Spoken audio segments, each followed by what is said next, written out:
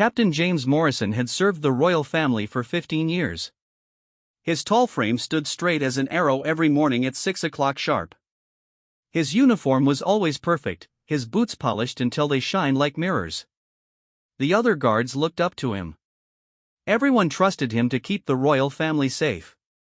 James loved his job more than anything else in the world. When he was a young boy, his father had been a guard too. His father told him stories about protecting kings and queens. James dreamed of wearing the same uniform one day. When he finally got the job, his father cried with happiness. The palace where James worked was huge and beautiful. It had hundreds of rooms with golden walls and expensive paintings. Crystal chandeliers hung from the ceiling like frozen waterfalls. Red carpets covered marble floors that had been walked on by royalty for hundreds of years. Gardens surrounded the palace with flowers of every color imaginable. Prince Louis was only 8 years old, but he was very smart.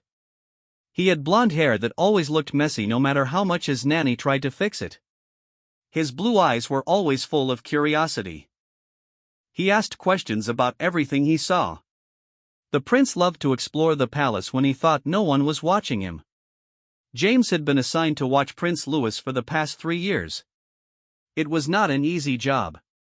The young prince was full of energy and always wanted to go on adventures. He would hide behind curtains and jump out to surprise people. He would race through the long hallways, making his footsteps echo off the walls. Sometimes he would climb on furniture that cost more money than most people made in a year. But James did not mind. He actually enjoyed spending time with Prince Louis. The boy reminded him of himself when he was young. Prince Louis was kind to everyone he met. He always said please and thank you to the servants. He shared his toys with the children of the palace staff. James had watched the prince grow from a tiny 5-year-old into a curious 8-year-old. The royal family lived their lives according to strict schedules.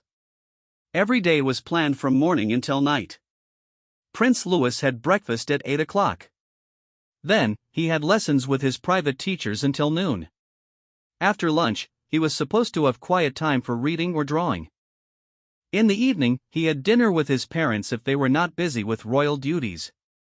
But Prince Louis did not like following schedules. He wanted to explore and discover new things. He was always asking James if they could go to different parts of the palace. James tried to keep the prince happy while also following the rules. It was like walking on a tightrope every single day. One Tuesday morning in October, something felt different in the palace. James noticed it as soon as he arrived for work. The other guards were whispering to each other in small groups. When James approached them, they stopped talking and looked nervous. The head butler, Mr. Williams, was walking around with a worried expression on his face. James went to check on Prince Louis like he did every morning. The prince's room was on the 3rd floor of the palace. It was a large room with a 4-poster bed, a desk for studying, and shelves full of books and toys. Sunlight came through tall windows that looked out over the gardens. When James knocked on the door, Prince Louis called for him to come in. The prince was sitting on his bed, still wearing his pajamas. But something was wrong. Usually, Prince Louis would jump up and run to greet James with a big smile. Today, he just sat there looking sad and confused. "Good morning, Your Highness," James said with a bow. "Are you ready for breakfast?" Prince Louis looked up at James with his big blue eyes. There were tears starting to form, but he was trying hard not to cry. "James," he said in a quiet voice, "can I tell you a secret?" James felt his heart skip a beat. In all his years of service, Prince Louis had never looked so serious. The boy was usually laughing and planning some kind of mischief. James sat down in a chair near the bed so he would be at the same level as the prince. "Of course, Your Highness," James said gently. "You can tell me anything." Prince Louis looked around the room as if he was making sure no one else was listening. Then, he moved closer to James and whispered, "Last night, I could not sleep. I heard voices coming from my father's office. I wanted to see who was there." James felt a cold feeling in his stomach. The king's office was in a part of the palace where Prince Louis was never allowed to go. It was where important government business happened. James was supposed to make sure the prince stayed away from areas like that. I know I am not supposed to go there, Prince Louis continued. But I was very quiet. I hid behind the big statue in the hallway. No one saw me. James wanted to tell the prince that he should not have been there, but something in the boy's voice made him stay quiet and listen. There were 3 men in the office with my father, Prince Louis said. His voice was getting even quieter. They were wearing dark suits and they looked very serious. I had never seen them before. Prince Louis paused and wiped his eyes with the back of his hand. James could see that whatever the prince had witnessed had really scared him. They were talking about money, the prince continued. A lot of money. They said my father owed them something.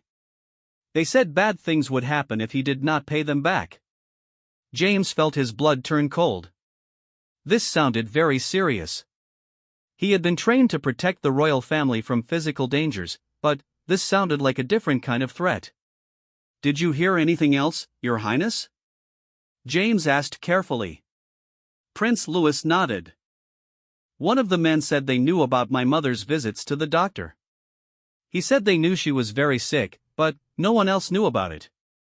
He said they would tell everyone if my father did not do what they wanted. James felt like the room was spinning around him. The Queen had been sick? He had noticed that she seemed tired lately, but he thought it was just from her busy schedule. The royal family was very private about personal matters. If the Queen was seriously ill, it would be kept secret from the public. The man also said something about papers, Prince Louis whispered. He said my father had signed something that could get him in big trouble. He said other countries would be very angry if they found out. James realized he was holding his breath. This was much more serious than he had imagined. If Prince Louis had really witnessed a blackmail attempt against the king, it could mean danger for the entire royal family. What happened next? James asked. My father looked very scared, Prince Louis said, and now the tears were flowing down his cheeks. I have never seen him look like that before. He always seems so strong and brave. But last night, he looked like he wanted to cry. James reached out and gently patted the prince's shoulder. He could see how much this had affected the young boy. Children were not supposed to see their parents looking weak and frightened. The men said they would give my father 1 week to decide, Prince Louis continued. They said if he did not agree to help them, they would ruin our family. Then, they left through a side door. Prince Louis looked up at James with his tear-filled eyes. James, what does this all mean? Are we in danger? Is my mother really sick? Why was my father so scared?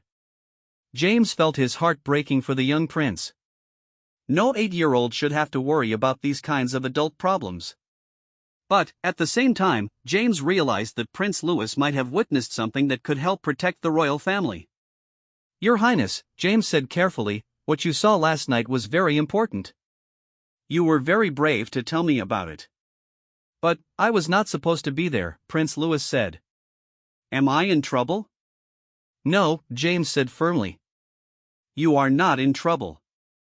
Sometimes being in the wrong place at the wrong time can actually help people. You might have learned something that could keep your family safe. James stood up and began pacing around the room. His mind was racing with thoughts about what he should do next. He was just a guard, but he had just learned about a serious threat to the royal family. Should he tell his superior officers? Should he go directly to the king? Should he try to investigate the mysterious men himself? James? Prince Louis called out. What are we going to do? James looked at the young prince sitting on his bed in his pajamas. The boy was depending on him to make everything better. James had sworn an oath to protect the royal family with his life. Now he had information that could help him do that job better than ever before. First, James said, we need to make sure you are safe. Then, we need to figure out how to help your father without letting those bad men know that you saw them. Prince Louis wiped his eyes and sat up straighter. I want to help, he said with determination. This is my family, And I want to protect them too. James smiled for the first time that morning. Despite his young age, Prince Louis had the heart of a true royal. He was willing to be brave even when he was scared. "All right, Your Highness," James said. "But we have to be very careful and very smart about this. Can you promise me that you will only talk to me about what you saw? We cannot tell anyone else until we figure out what to do." Prince Louis nodded seriously. "I promise, James. I trust you." As James helped Prince Louis get dressed for the day, his mind was already working on a plan. He needed to learn more about the men who had threatened the king. He needed to find out if the queen was really sick. And he needed to do all of this without alerting anyone that Prince Louis had been a witness to the blackmail attempt. The rest of the morning passed like a strange dream. James followed Prince Louis to breakfast, but he barely noticed what was happening around him. He watched the king and queen carefully, looking for signs of stress or illness. The king seemed tired and distracted. The queen was smiling and talking normally, but James thought he could see something sad in her eyes. During the prince's lessons, James stood guard outside the classroom as usual. But instead of thinking about potential physical threats, he was thinking about the mysterious men in dark suits. Who were they? What did they want the king to do for them? And what would happen to the royal family if the king refused to cooperate? When lunchtime came, James made an excuse to check the king's office. He told the other guards that he wanted to look for any signs that someone had tried to break in during the night. What he was really looking for was evidence of the meeting that Prince Louis had described. The office looked normal, but James noticed something strange. There was a faint smell of cigarette smoke in the air, but the king did not smoke. James also saw that some papers on the desk had been moved around. There were coffee stains on the table that had not been there the day before. These small details convinced James that Prince Louis had been telling the truth. The meeting with the mysterious men had really happened. Now James had to decide what to do with this dangerous information. As the afternoon went on, James noticed more strange things happening in the palace. Several servants seemed nervous and jumpy. The head of security had extra guards posted at all the entrances. Even the kitchen staff seemed quieter than usual. When evening came, James helped Prince Louis get ready for bed. The young prince had been unusually quiet all day. As James tucked him into bed, Prince Louis grabbed his arm. "James," he whispered, "I keep thinking about what I saw. I am scared for my family." James sat down on the edge of the bed. "I know you are scared, Your Highness. I am scared too. But we are going to figure this out together. Tomorrow, I am going to start looking for ways to help your father." "What if those men come back?" Prince Louis asked. "If they come back, I will be ready for them," James said firmly. "I promise you that I will not let anyone hurt your family." Prince Louis seemed to relax a little bit. "Thank you, James. I am glad you are here to protect us." After Prince Louis fell asleep, James walked slowly through the palace halls. Everything looked the same as it always had, but now he saw it all differently. Behind the beautiful walls and expensive decorations, there were secrets and dangers that he had never imagined.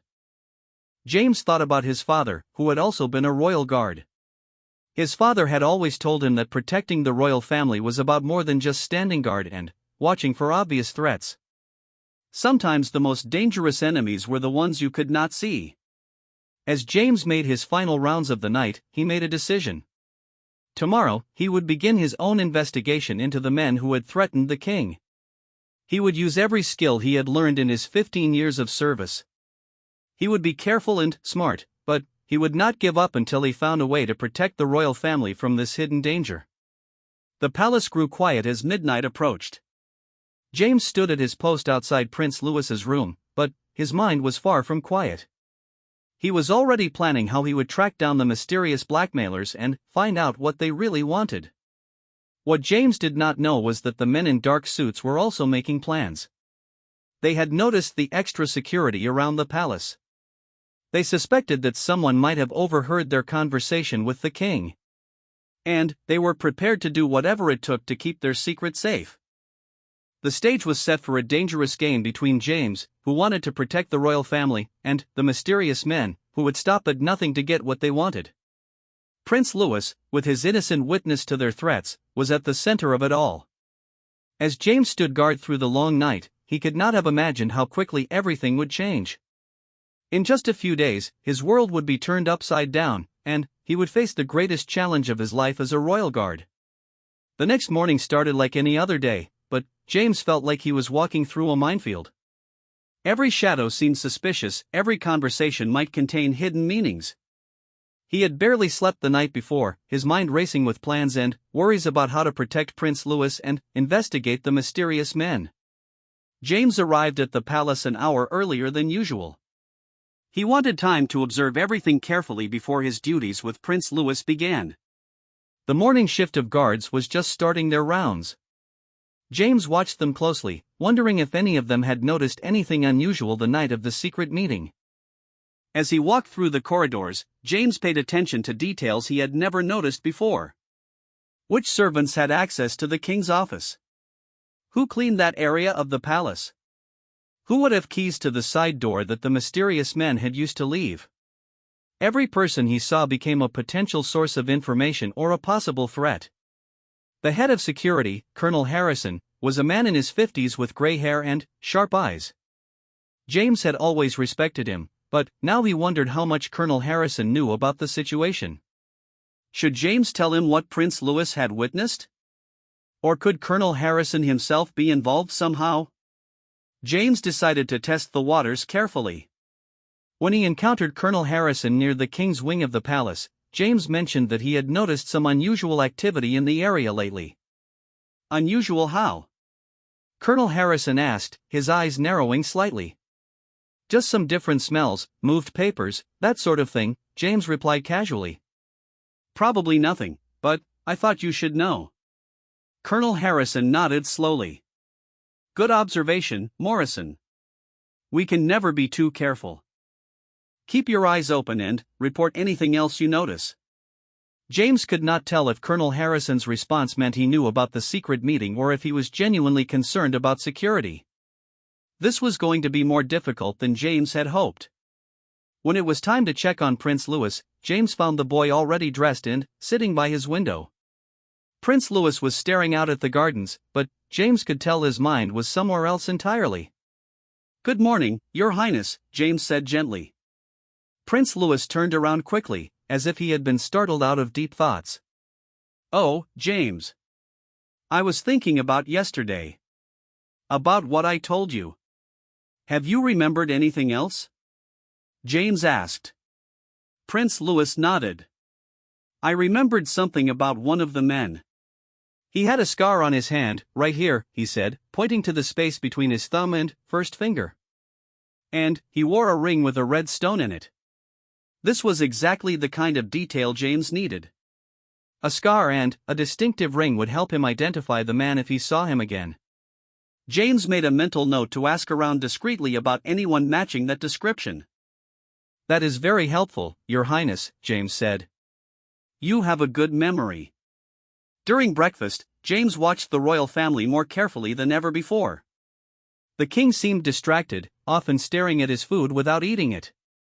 Several times, James saw him glance nervously toward the windows, as if he expected to see someone watching the palace. The queen appeared to be trying hard to act normal, but James noticed small signs that supported what Prince Louis had overheard. She moved more slowly than usual, and there were dark circles under her eyes that makeup could not completely hide. When she thought no one was looking, her smile would fade and she would touch her stomach gently, as if she was in pain. Prince Louis barely touched his breakfast. He kept looking back and forth between his parents with worried expressions. James could see that the weight of keeping such a big secret was hard for an 8-year-old to bear. After breakfast, James had an idea.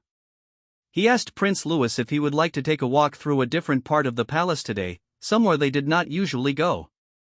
James wanted to get a better look at the area where the secret meeting had taken place. Can we go near Father's office? Prince Louis asked quietly. We can walk through that general area, James replied. But We have to be careful not to disturb anyone who might be working there. As they walked through the halls, James kept mental notes about everything he saw. There were several ways someone could enter and exit the king's office without being seen by the main guards. The side door that Prince Louis had mentioned led to a corridor that connected to a service entrance used by cleaning staff and delivery people. James also noticed security cameras in some areas, but not all. The area near the side door had a blind spot where someone could walk without being recorded. This suggested that whoever had arranged the meeting knew the palace layout very well. While Prince Louis pretended to be interested in some paintings on the wall, James examined the doorframe of the side entrance. He found small scuff marks that could have been made by shoes, and a tiny piece of fabric caught on the door handle. These were signs that people had used this entrance recently. "James," Prince Louis whispered, "there is the statue I hid behind." James looked at the large marble statue of a former king. It was positioned perfectly to provide a hiding spot with a clear view of the office door. James felt proud of Prince Louis for being so clever, even though the situation was dangerous. As they continued their walk, James began forming a plan. He needed to find out more about the men who had threatened the king, but he could not do it during his regular working hours when he was responsible for watching Prince Louis. He would need to conduct his investigation during his time off. That evening, after Prince Louis was safely in bed, James changed into civilian clothes and left the palace. He had decided to visit some of the places in the city where information could be bought and sold. If the mysterious men were involved in blackmail, someone in the underground world might know about them. James started at a pub called the Crown and Anchor, located in a rough part of the city. It was the kind of place where criminals, ex-police officers, and private investigators sometimes gathered to share information. James had been there a few times before when he needed to track down people who had made threats against the royal family. The pub was dark and smoky, filled with the kind of people who preferred to keep their business private. James ordered a beer and found a seat where he could observe the other customers. He was looking for someone who might be willing to talk about recent criminal activity involving blackmail or threats against important people. After an hour of careful listening to conversations around him, James approached a man he recognized as a former police detective named Murphy. Murphy had been forced to retire after being caught taking bribes, but he still had connections throughout the criminal underworld. "Murphy," James said, sitting down at the man's table. "I need some information." Murphy looked up with bloodshot eyes. "Morrison, right? You are one of those royal guards. What brings you to a place like this?" "I am looking for information about 3 men who might be involved in blackmail," James said quietly. "One of them has a scar on his hand and wears a ring with a red stone." Murphy's expression changed slightly, becoming more alert. "That is pretty specific. What makes you think I would know anything about that?" "Because you hear things," James replied. "And because I am willing to pay for good information."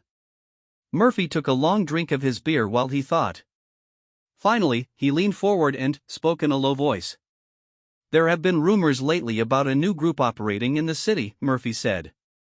"They are not local criminals. Word is they came from somewhere else, maybe even from another country. They are supposed to be very professional, very dangerous." "What kind of operations?" James asked. "Political stuff," Murphy replied. "Blackmail, information gathering, pressure tactics. The kind of work that requires inside knowledge about important people." James felt his heart rate increase. This sounded like it could be connected to the men who had threatened the king.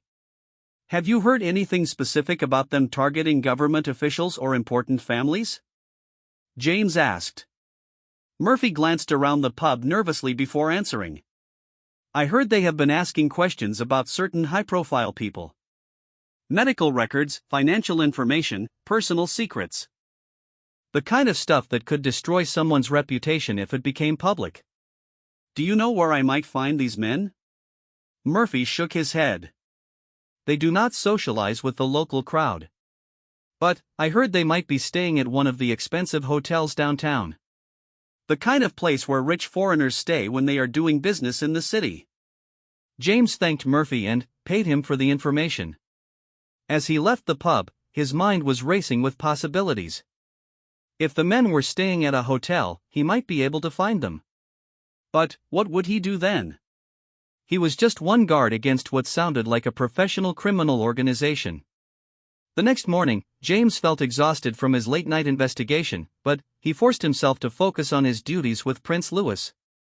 The prince seemed to sense that something was happening. "Did you find anything out?" Prince Louis asked quietly as James helped him get dressed. "I learned some things that might be helpful," James replied carefully. "But I need to be very careful about what I do next." "I want to help," Prince Louis said firmly. "This is my family that is in danger." James looked at the young prince's determined face. Despite his age, Prince Louis had shown remarkable courage and intelligence. But James could not risk putting him in more danger.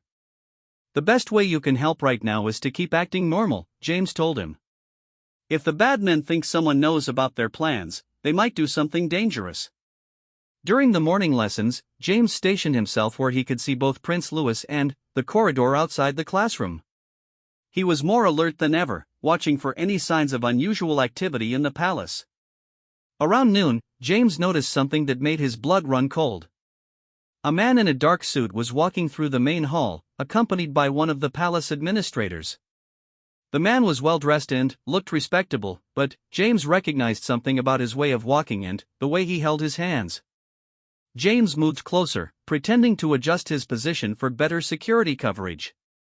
As the man turned slightly, James saw exactly what he had been looking for: a scar between the thumb and first finger, and a ring with a red stone. One of the men who had threatened the king was back in the palace, walking around openly in broad daylight. James felt a surge of panic.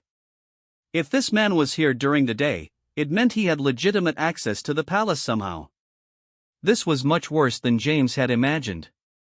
The threat was not just external criminals trying to break in. Someone inside the palace was helping them.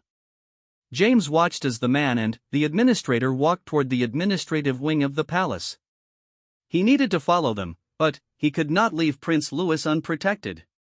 This was the impossible situation that every bodyguard feared, being forced to choose between investigating a threat and maintaining immediate protection. James made a quick decision. He sent a message to another guard, asking him to take over watching Prince Louis for 30 minutes.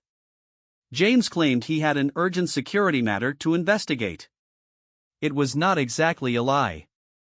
Following at a distance, James tracked the man in the dark suit through several corridors. The palace administrator was treating him like an honored guest, showing him around and pointing out various features of the building. James could not get close enough to hear their conversation, but the man seemed very interested in the layout of the palace. They stopped outside the king's office, and James saw the man look around carefully, as if he was memorizing the location of security cameras and guard positions. This confirmed James's worst fears. The man was conducting surveillance, probably planning for future meetings or possibly even planning something more dangerous. When the tour ended, James saw the administrator shake hands with the man and escort him toward a main exit. James had to make another quick decision: should he follow the man outside the palace, or should he confront the administrator about who the visitor was? James chose to follow. He needed to know where this man went when he left the palace. Perhaps he could find out where the group was staying or what their next move would be. James followed the man to a taxi waiting outside the palace gates. The man got in and the taxi drove away quickly. James memorized the license plate number and watched which direction they went. Then, he hurried back to check on Prince Louis. When James returned to the classroom, he found Prince Louis looking anxious. The prince had noticed that James was gone and had been worried. "Where did you go?" Prince Louis whispered when James approached. "I saw one of the men from that night," James whispered back. "He was here in the palace, walking around like he belonged here." Prince Louis's eyes went wide with fear. "What does that mean?" "It means they have help from someone inside the palace," James said grimly. "Someone is giving them information and access." The rest of the day passed in a blur of worry and planning. James realized that he was facing a much more complex situation than he had originally thought. There was not just an external threat to investigate. There was also a traitor somewhere inside the palace walls. That evening, James made another difficult decision. He needed help, and he needed it from someone he could trust completely. He decided to confide in his closest friend among the guards, a man named David Chen who had been working at the palace almost as long as James. James asked David to meet him privately after their shift ended. They met in a small park near the palace, where they could talk without being overheard. "David," James said, "I need to tell you something very serious, and I need your help." James told David everything: Prince Louis's discovery, the blackmail attempt, the investigation, and the appearance of one of the criminals in the palace that very day. David listened with growing amazement and concern. "James," David said when the story was finished, "this is incredibly dangerous. If these people find out that Prince Louis witnessed their meeting, they might hurt him to keep him quiet." "I know," James replied. "That is why I need your help. I cannot protect Prince Louis and investigate this threat at the same time." David agreed to help, but he made James promise to be extremely careful. They developed a plan where David would take over some of James's duties with Prince Louis at certain times, allowing James to continue his investigation. They also agreed that if the situation became too dangerous, they would go directly to Colonel Harrison, regardless of whether they could trust him completely. The safety of Prince Louis had to come first. As James walked home that night, he felt slightly less alone in facing this challenge. But he also felt the weight of responsibility more heavily than ever before. Not only was he trying to protect Prince Louis from physical harm, but he was also trying to save the entire royal family from a sophisticated blackmail scheme. The mysterious men had made one mistake: they had underestimated the intelligence and courage of an 8-year-old prince. But James knew that if they discovered their mistake, they would stop at nothing to correct it. The real test of his abilities as a protector was just beginning. 3 days later, everything changed in ways that James could never have predicted. The morning started with an emergency meeting for all senior palace staff. James was not included in this meeting, but he could tell from the tense expressions on everyone's faces that something serious was happening. David Chen approached James during their lunch break with disturbing news. "I overheard part of the meeting," David said quietly. "Someone has been leaking information about the royal family's private activities to outside sources." James felt his stomach drop. This confirmed his worst fears about having a traitor inside the palace. "What kind of information?" "Details about the Queen's medical appointments, the King's private meetings, even Prince Louis's daily schedule," David replied. "Colonel Harrison is conducting a security review of all staff members." James realized that his own investigation might soon be discovered if Colonel Harrison started looking closely at everyone's activities. But, more importantly, this meant that the blackmailers had even more access to the royal family's private information than James had thought. That afternoon, James noticed that Prince Louis seemed unusually quiet and withdrawn.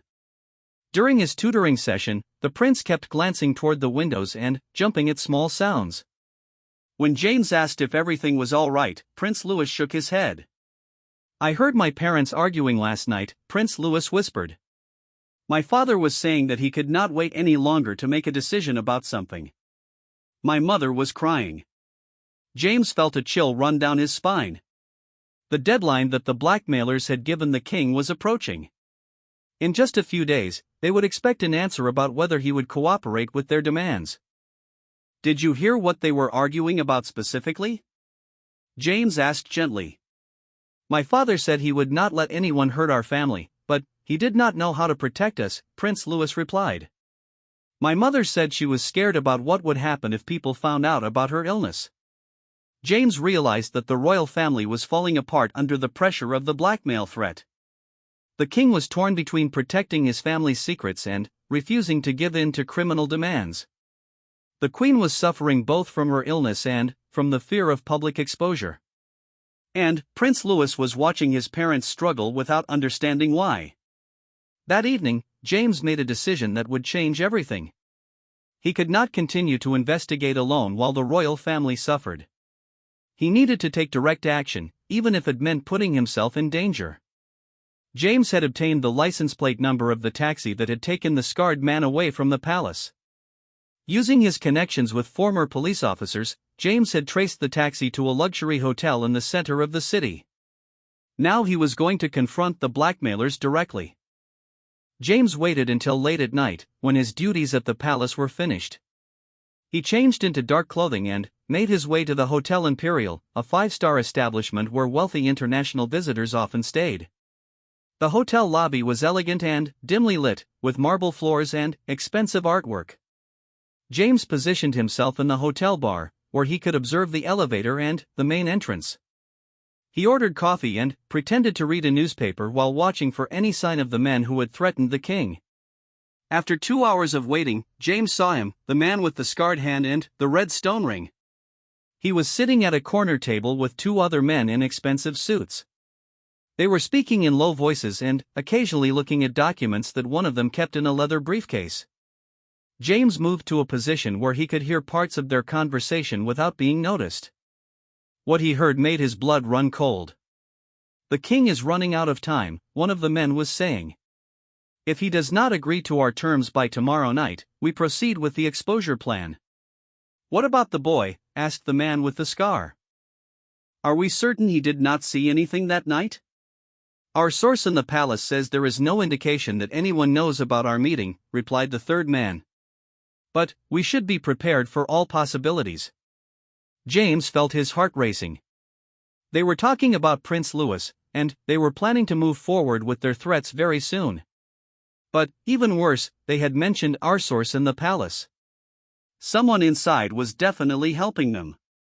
"The medical records we obtained will be enough to destroy the royal family's reputation," the first man continued. "Once the public learns about the Queen's condition and the King's attempts to hide it, their credibility will be finished." James learned that the Queen was suffering from a serious illness that, if made public, would cause a scandal because the royal family had hidden it from the people. The blackmailers wanted the king to provide them with state secrets or access to government information in exchange for keeping the Queen's illness private. As James continued listening, he realized the full scope of the criminal operation.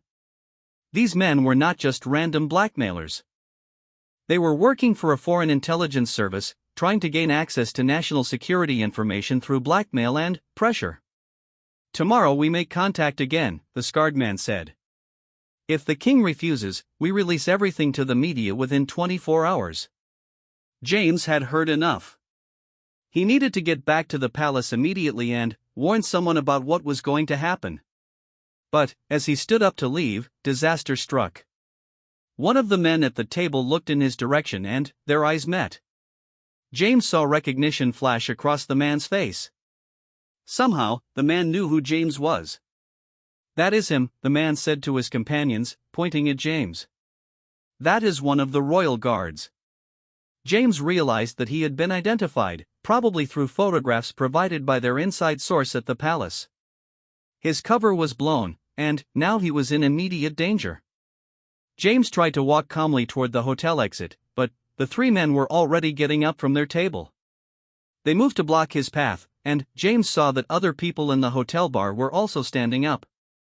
The criminals had more people with them than James had realized. "Captain Morrison," the scarred man said with a cold smile as he approached James. "How nice to see you here. Are you perhaps interested in our business discussion?" James knew that he was trapped. There were at least 6 men surrounding him, and they were all larger and probably armed. The hotel staff seemed to be looking the other way, which suggested that the criminals had paid them to ignore what was happening. "I think there has been a misunderstanding," James said, trying to remain calm. "I am just here for a drink." "No misunderstanding at all," the scarred man replied. "You have been asking questions about us around the city. You followed our associate when he visited the palace. You are conducting an unauthorized investigation." James realized that his amateur detective work had been noticed and tracked. These men were professionals, and they had been watching him just as carefully as he had been watching them. "The question is," another man said, "what are we going to do about this problem?" James understood that he was in serious physical danger. But his main worry was not for his own safety. If these men harmed or kidnapped him, there would be no one left to protect Prince Louis and warn the royal family about the approaching deadline. Before you do anything, James said desperately, you should know that other people are aware of your activities. If something happens to me, it will only make things worse for you. The scarred man laughed. Captain Morrison, you have been working alone. Our source tells us that you have not reported your investigation to your superiors. You have confided only in Guard Chen, and we are prepared to deal with that problem as well. James felt terror wash over him. Not only did they know about his investigation, but they also knew about David's involvement. Their inside source had been providing very detailed information about palace security personnel. You are going to come with us, the scarred man continued. We have some questions about palace security procedures, and you are going to answer them. James realized that they were planning to kidnap him and force him to reveal information that would help them carry out their threats against the royal family. This was exactly the kind of situation he had been trained to avoid, but his desire to protect Prince Louis had led him into a trap. As the men moved closer to him, James made a desperate decision. He could not escape, but he might be able to create enough of a disturbance to attract attention from outside the hotel. James suddenly shouted at the top of his voice and knocked over several tables as he tried to fight his way toward the exit. The commotion caused other hotel guests to stop and stare. Some people took out their phones and started recording. The criminals realized that their quiet operation was turning into a public scene. In the confusion, James managed to break free and run toward the hotel lobby. He could hear the men chasing after him, but he had gained a few seconds of advantage. James burst through the hotel's front doors and onto the busy city street outside. James ran as fast as he could toward the nearest police station, but he could hear car engines starting behind him. The criminals were pursuing him in vehicles, and James knew he could not outrun cars on foot. Just as James thought he was going to be caught, he saw a police patrol car at a red light. James ran directly to the car and banged on the window, shouting that he was in danger and needed help. The police officers were confused but responded to the emergency. When they saw several men in expensive cars apparently chasing James, they called for backup and began questioning everyone involved. James identified himself as a royal guard and claimed that he was investigating threats against the royal family. The criminals claimed that James had been harassing them and making false accusations. Without clear evidence, the police could not determine who was telling the truth. After 2 hours of questioning at the police station, both James and the criminals were released. The police said they would investigate further, but James knew that the criminals would disappear long before any real investigation could begin. James returned to the palace near dawn, exhausted and shaken by his experience. He had learned crucial information about the blackmailer's plans, but he had also exposed himself and put David in danger. Worst of all, the criminals now knew that someone was actively investigating them. When James arrived for his morning duties with Prince Louis, he found the prince waiting for him with anxious eyes. "James, you look terrible," Prince Louis said. "What happened?" James sat down heavily in a chair. He realized that everything was about to come to a crisis point, and he might not be able to protect Prince Louis from what was coming. "Your Highness," James said quietly, "I think we need to tell your father what you saw that night. The bad men are planning to hurt your family very soon, and I cannot stop them by myself." Prince Louis nodded seriously. "I have been thinking the same thing. My father needs to know that someone is trying to help him." James made the most difficult decision of his career. He was going to break protocol and approach the king directly with information obtained through Prince Louis's unauthorized witnessing of a private meeting. It could end his career, but it might save the royal family. "Can you arrange for me to speak privately with your father today?" James asked. "Yes," Prince Louis replied. "I will tell him that you have something very important to discuss about my safety." As James prepared to reveal everything to the king, he did not know that the criminals had already set their final plan in motion. They had decided that James and Prince Louis both knew too much to be allowed to remain free. While James had been at the police station, they had been making arrangements to eliminate both threats to their operation. The palace was about to become a battlefield, and James would face the greatest test of his abilities as a protector. Everything he had trained for during his 15 years of service had led to this moment, when he would have to choose between following rules and saving lives. The meeting with the king was arranged for late that afternoon. Prince Louis told his father that Captain Morrison had discovered something important about his safety and needed to speak privately with him. The king, already stressed from the pressure of the blackmail situation, agreed to the meeting immediately. James had spent the entire day preparing what he would say. He knew that he was about to reveal that he had allowed Prince Louis to break palace rules, that he had conducted an unauthorized investigation, and that he had endangered himself and, potentially, the royal family by confronting dangerous criminals. But he also knew that this might be the only chance to save everyone. The king's private study was a smaller, more comfortable room than his official office. Books lined the walls from floor to ceiling, and a fire crackled in the fireplace. When James entered, he saw immediately how much the stress had affected the king. The man looked like he had aged 10 years in the past week. "Captain Morrison," the king said, gesturing for James to sit down. "Louis says you have important information about his safety." "What is this about?" James took a deep breath. "Your Majesty, I must first confess that I have violated several protocols in the course of my duties. But I believe the information I have learned is critical to protecting your family." The king's expression became more alert. "Continue." James told the entire story from the beginning. He explained how Prince Louis had been unable to sleep and had wandered to an area where he should not have been. He described what the prince had witnessed, and how James had decided to investigate the threat instead of reporting it immediately. As James spoke, he watched the king's face change from surprise to fear to anger to something that looked like relief. "So Louis heard the entire conversation?" the king asked when James finished. "Yes, your Majesty. He knows about the threats against your family, about the Queen's illness, and about the demands these men are making." The king stood up and walked to the window, staring out at the gardens where Prince Louis often played. "I have been trying so hard to protect him from all of this. I thought that if I could handle it quietly, he would never have to know that his family was in danger." "Your Majesty," James said carefully, "Prince Louis is braver and more intelligent than many adults give him credit for. He has been carrying this secret for days because he wanted to help protect his family." The king turned back to face James. "What you did was completely against protocol, Captain Morrison.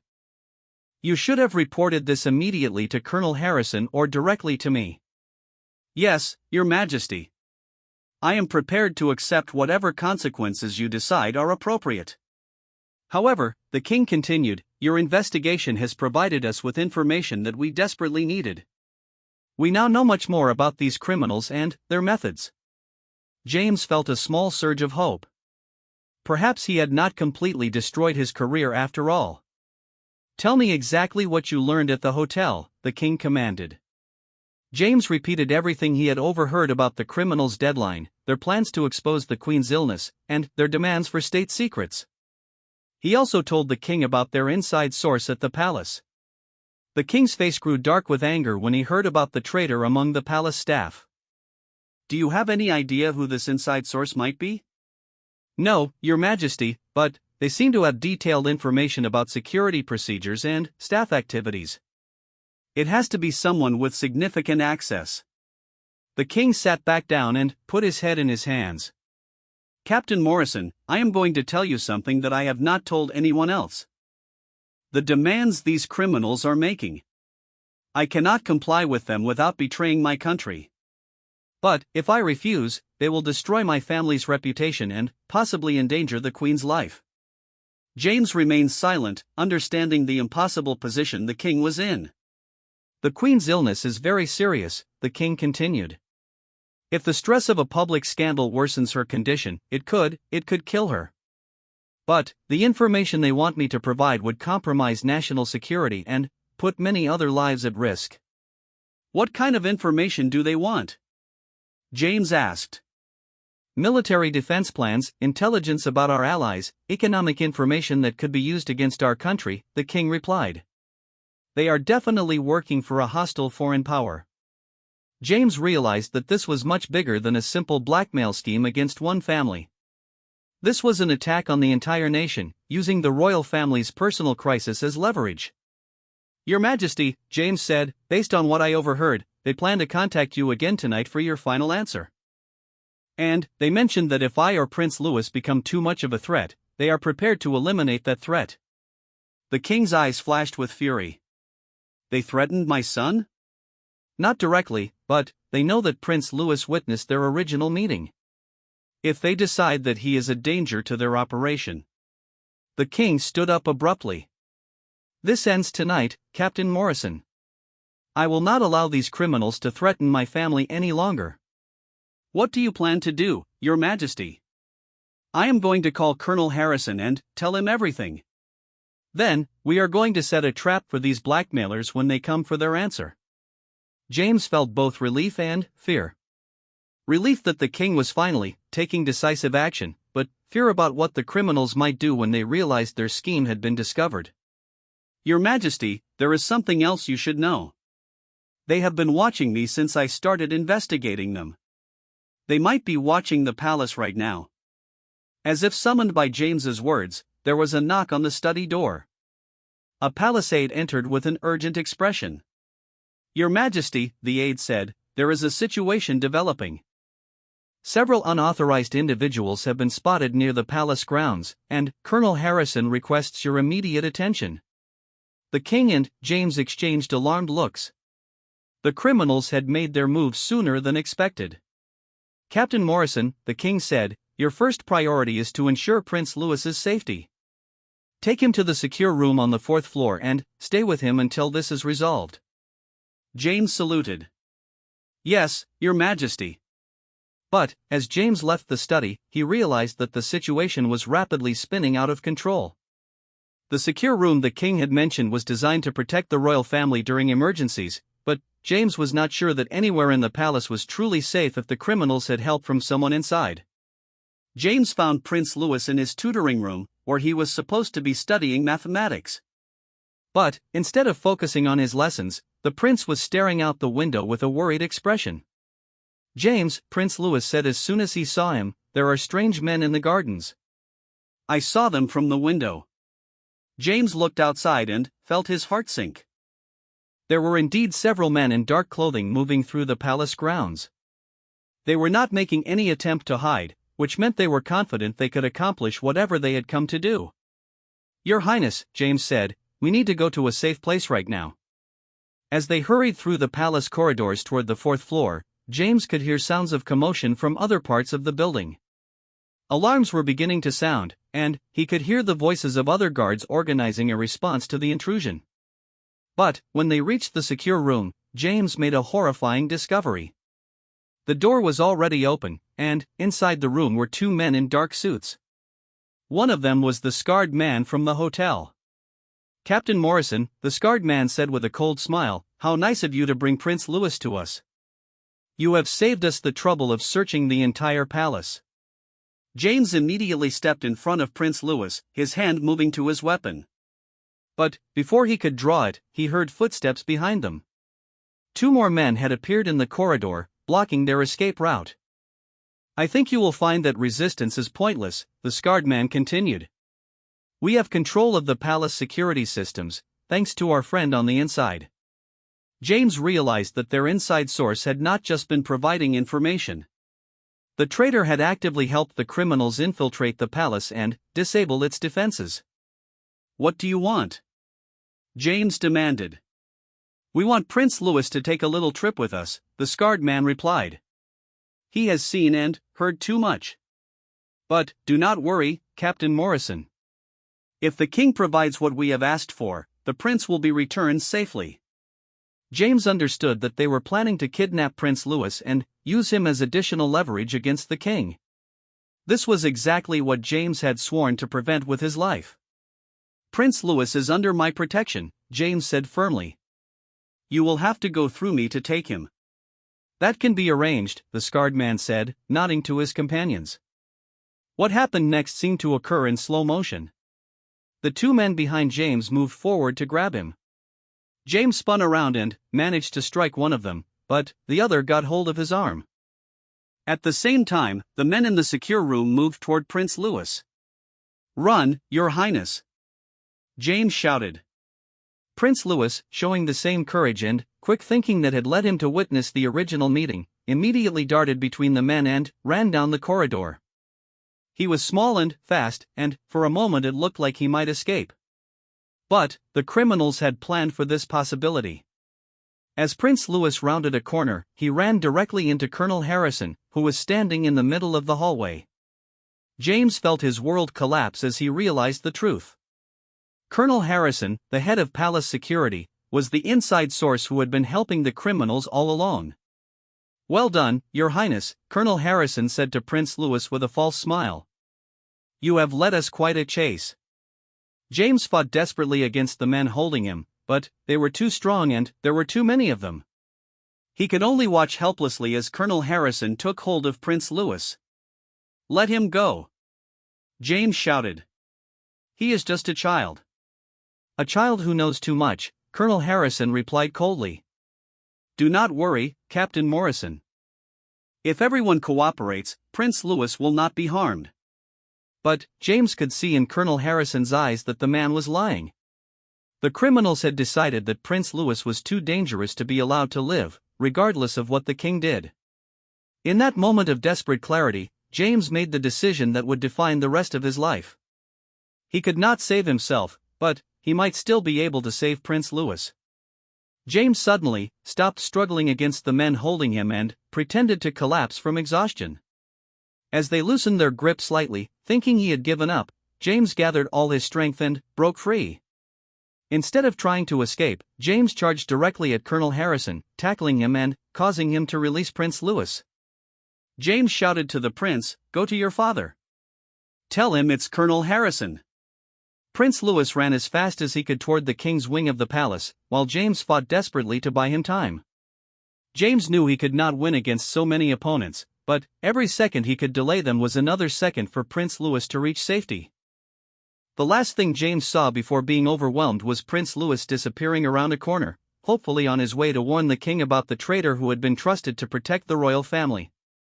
When James woke up several hours later, he was in the palace medical facility. His head was bandaged and his body ached from the fight, but he was alive. David Chen was sitting in a chair beside his bed. "James," David said with relief, "thank God you are awake." "Prince Louis," James said immediately. "Is he safe?" David smiled. "He is safe." He reached the king and told him everything about Colonel Harrison. The king called in the military, and they arrested all the criminals, including Harrison. James felt overwhelming relief wash over him. "And the royal family?" "They are all safe," David assured him. "The king has decided to be honest with the public about the queen's illness." It turns out that when people learned the truth, they supported the royal family more than ever before. The attempted blackmail actually brought the country together. James lay back against his pillow, finally, allowing himself to relax. What will happen to Colonel Harrison? He is facing charges for treason, conspiracy, and attempted kidnapping, David replied. It turns out he had been taking money from foreign agents for years, providing them with information about the royal family and palace security. And the men who were blackmailing the king? They were all arrested. The information they had collected has been secured, and their foreign intelligence operation has been shut down. James felt proud that his investigation, despite all its mistakes and dangers, had ultimately helped protect the royal family and the country. "James," David continued, "the king wants to see you as soon as you are feeling well enough." 2 days later, James was called to the throne room for a formal ceremony. His uniform had been cleaned and pressed, and, despite his injuries, he stood as straight as he could. The entire royal family was present, including Prince Louis, who beamed with pride when he saw James enter the room. "Captain James Morrison," the king began in a formal voice, "you have served this kingdom with extraordinary courage and dedication. Your actions in protecting my son and uncovering a serious threat to our national security deserve the highest recognition." The king presented James with a medal for exceptional bravery and announced that he was being promoted to the position of head of palace security, replacing the traitorous Colonel Harrison. But, for James, the greatest reward came when Prince Louis approached him after the ceremony. "James," the prince said, "thank you for keeping me safe. You are the bravest person I know. James knelt down to the prince's level. Your Highness, you were the one who was truly brave. You saw something important, you told someone you trusted, and, when danger came, you did exactly what needed to be done. You helped save your entire family. Prince Louis smiled. We made a good team. James smiled back. Yes, Your Highness. We did. As James looked around the throne room at the royal family, safe and reunited, he felt that his father would have been proud. James had done more than just follow orders and stand guard.